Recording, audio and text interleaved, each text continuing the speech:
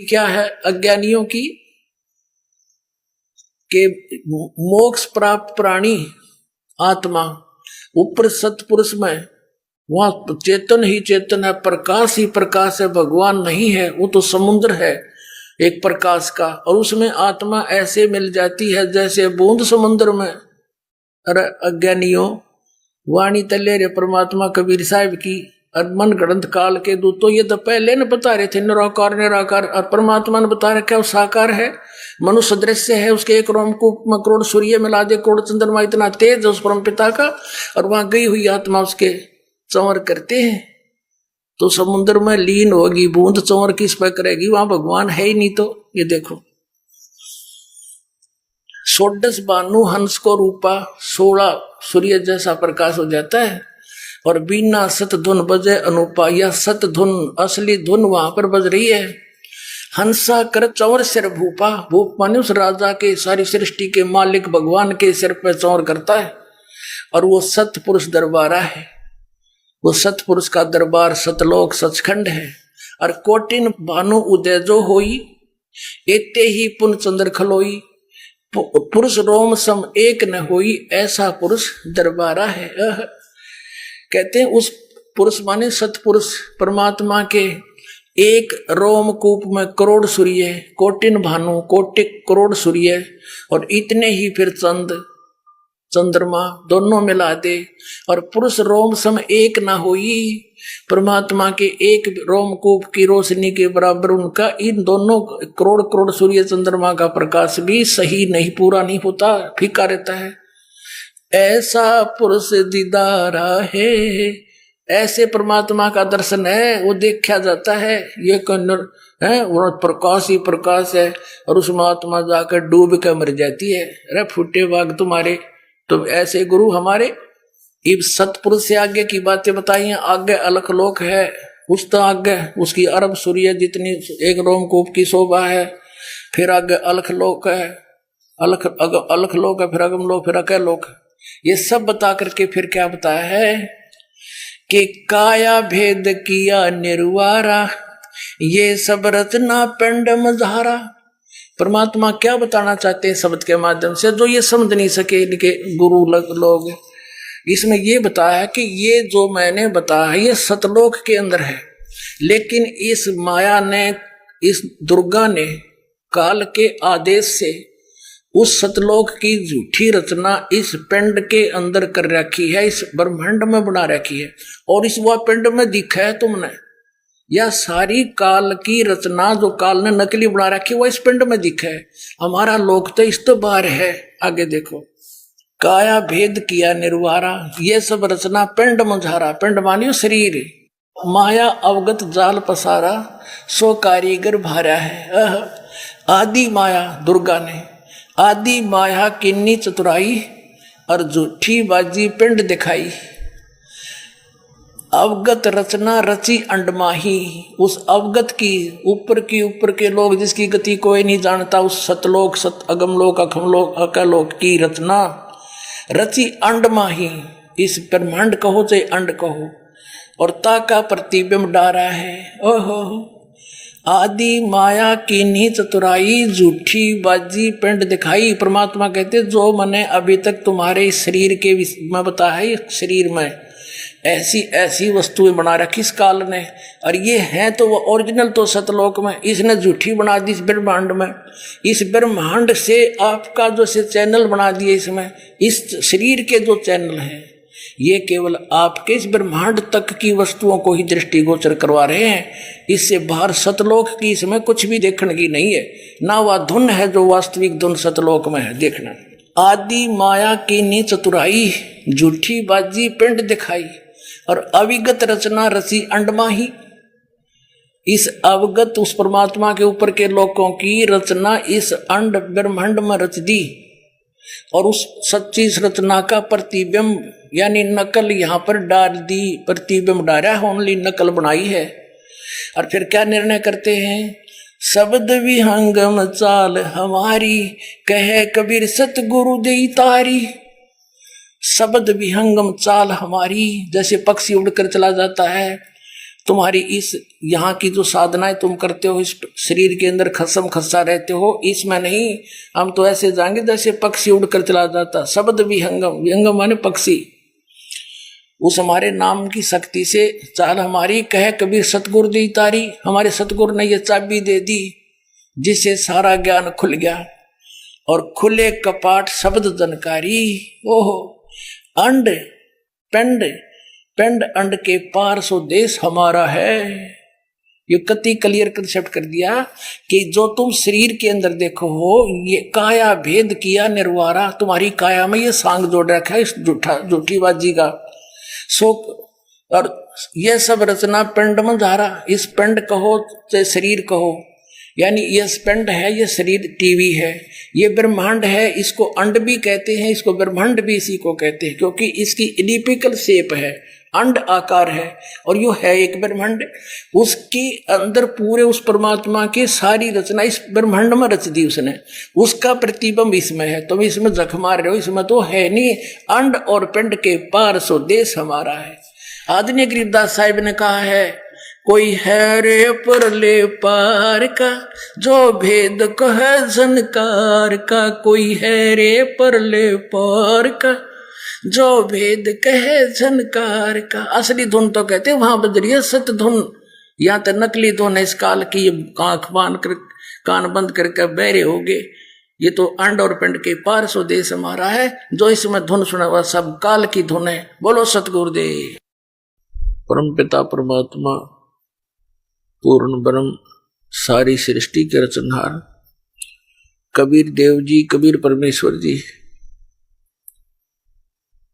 ये हमारे पिता हैं। हम प्राणी यहाँ काल के जाल में फंसे हुए हैं। आपको सृष्टि रचना के सुनने से पता चलता है कि हम कैसे यहाँ फंसे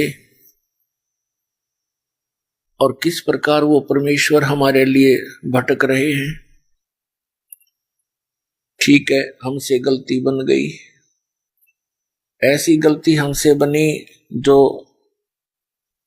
अक्षमा योग्य नहीं थी, फिर भी कहते हैं पूत पिता से बेमुख होई तो भी पिता जान मल धोई।